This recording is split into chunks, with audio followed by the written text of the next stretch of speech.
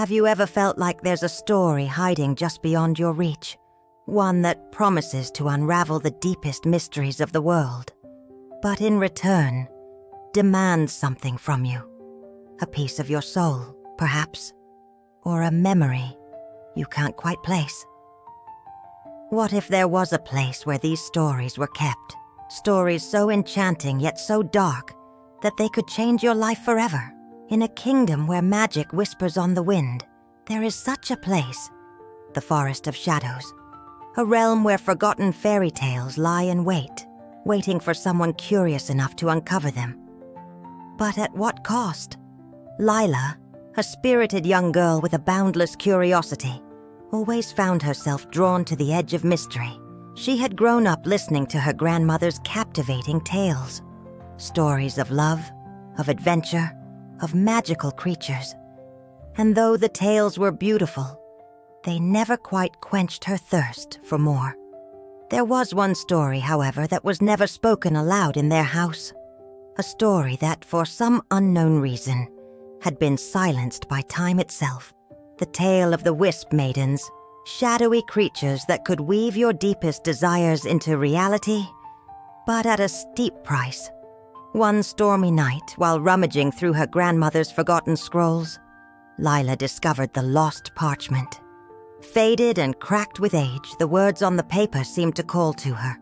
The Wisp-Maidens are the keepers of forgotten tales, their wings woven from shadow, their voices sweet with promises. But remember this, once you seek them, you will never return the same. It was a warning, but to Lyla, it was an invitation. She couldn't resist. The next evening, after the moon had risen high, Lyla crept from her cottage and ventured into the heart of the Forest of Shadows.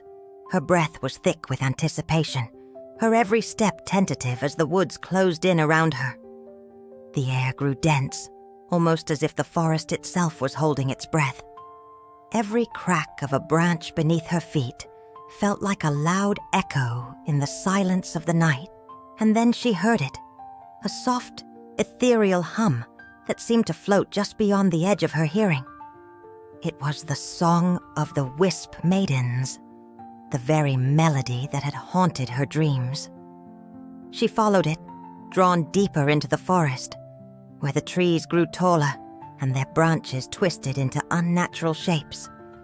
The wind whispered in strange tongues, brushing against her skin like cool fingers. Hours passed, and the forest grew darker, the shadows heavier. But just as Lyla thought she might lose her way, she reached a clearing bathed in a pale, otherworldly glow. In the center, standing like ghosts between worlds, were the Wisp-Maidens. Their wings flickered like dying embers, casting a soft, eerie light. "You've come," one of them said, her voice a haunting melody that seemed to vibrate through the very air. Lyla's heart raced. The moment had arrived.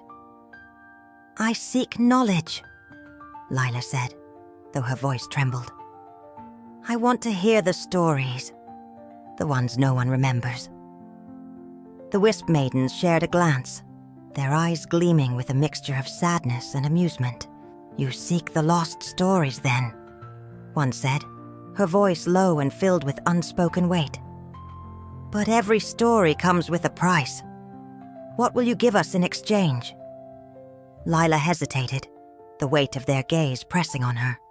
Her mind raced. She knew the legends. The price was always steep. But the pull of the stories, the very idea of hearing them, was too strong to resist. "I offer you my memories," she said, the words tumbling from her lips before she could stop them. "The ones I've forgotten, the ones buried in the corners of my mind." The Wisp-Maidens nodded, their expressions unreadable. With a single flick of their wings, the pact was sealed. In an instant, Lyla felt the air around her shift. The ground beneath her feet seemed to hum with energy. And then, the stories began. They flooded her mind in torrents. Forgotten kingdoms, cursed princesses, enchanted forests, and creatures who could speak only in riddles. She saw them all, lives lived and lost, dreams woven into the very fabric of reality. But as the last story slipped into her mind, a strange emptiness settled within her. She felt different, cold, like a part of her had been taken. Lyla tried to speak, but her tongue felt heavy. She could barely remember her name, her childhood, her family, gone, replaced by the lost tales. The Wisp-Maidens watched her with dark, knowing eyes. "You have learned the stories," one said softly. "But now, they belong to you." As the forest began to blur, Lyla stumbled back, trying to find her way out. But the trees no longer looked familiar.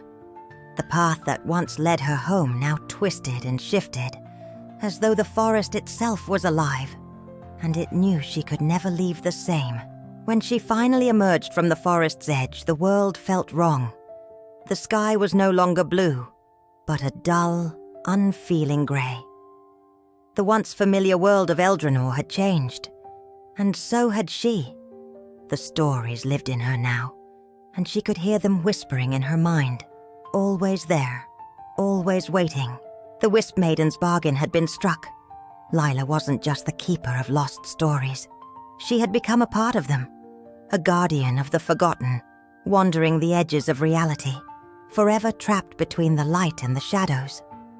And so, the lost fairy tales of Eldrenor remained hidden in the shadows, waiting for the next soul brave enough, or foolish enough, to seek them.